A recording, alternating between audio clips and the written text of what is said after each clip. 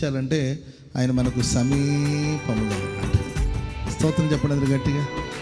ఆయన మనకు సమీపముగా ఉన్నట్లు లోకంలో ఎవరికి సమీపంగా లేరండి. మనకు సమీపముగా ఉండే దేవుడు ఆయన, మన సమీప బంధువు. ఆమె చెప్పడం గట్టిగా. ఏది నయోమి రూతుకు చెప్తుంది, ఆయన మనకు సమీప బంధువు. ఆయన మనకు సమీపంగా ఉంటాడు, మనకు చాలా దగ్గర బంధువు ఆయన. నువ్వెవరో పొలం అనుకొని వెళ్ళావా, ఆయన ఎవరో అనుకున్నావా, ఆయన ఎవరో మనం ఎవరో అనుకున్నావా, ఆయన ఎవరో కాదు, ఆయన మనకు సమీప బంధువు, ఆయన మనకు సమీపస్థుడు, ఆయన మనకు సమీపముగా ఉండేవాడు. Praise the Lord. ఆయన ఈ విషయం పరిష్కరించేంత వరకు, దీని గురించి ఏదో ఒక తేల్చేంత వరకు ఆయన నిద్రపోడు, నీ ఊరుగా ఉండు. ఆయనే చూస్తాడు. ఆయన సమీప బంధువు, ఆయన మన పోషకుడు, ఆయన మన సంరక్షకుడు. ప్రేమైన వాళ్ళారా, మనం ఎందుకు దేవుని స్తుతించాలంటే ఆయన మనకు సమీపంగా ఉన్నట్లు ఈ సృష్టిలో ఈ ప్రపంచంలో ఎవరికి సమీపంగా ఉండదు. అందుకొరకు మనం ఆయన స్తుతించాలి. హల్లెలూయా. భక్తుడు అంటాడు, ప్రభా నీ సన్నిధిని నేను ఎక్కడికి వెళ్ళేది, ఆకాశానికి ఎక్కి వెళ్ళి అక్కడున్నావు, ఎప్పుడు వచ్చావు ప్రభా నువ్వు అంటే, నేను ఎప్పుడు వచ్చాను లేరా. సరే ఎందుకు వచ్చిన గొడవ అని ఎవరికి చెప్పబెట్టకుండా పాతాళానికి వెళ్ళి ప్రశాంతంగా అక్కడ కూర్చుందామంటే అక్కడ ఉన్నాడట దేవుడు.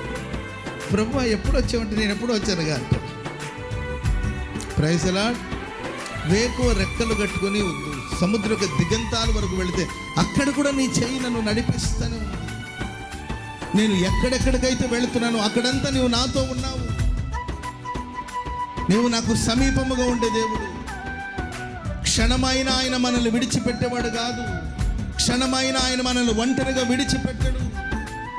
ఆయన మనకు సమీపమై ఉండే దేవుడు. కీర్తనగాడు, దేవా మేము నీకు కృతజ్ఞతాస్తుతులు చెల్లించుచున్నాము, ఎందుకంటే నీవు మాకు సమీపమై ఉన్నావు.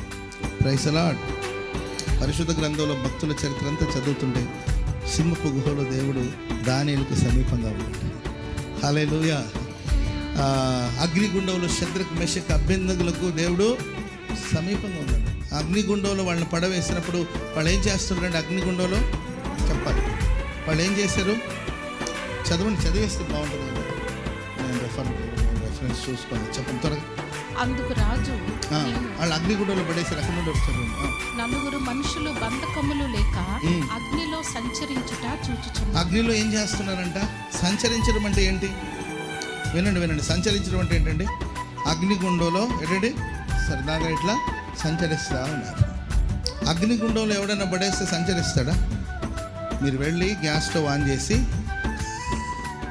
అర్థమైందండి, పొయ్యి ముట్టించి ఏంటండి దాని మీద ఇలా చేతులు ఉంచేసి ట్రై చేయండి. ఏమైనా అయితే నన్ను ఇన్వాల్వ్ చేయదు మరలా, ఎందుకంటే మీకు ఒకవేళ ప్రాక్టికల్గా తెలియాలంటే చెప్తున్నాను.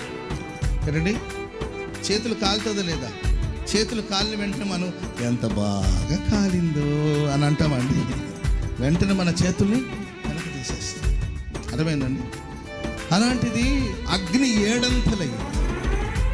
అగ్నిని ఏడంతలుగా, మామూలుగా జనరల్గా కొంతవరకు అగ్ని ఉందండి.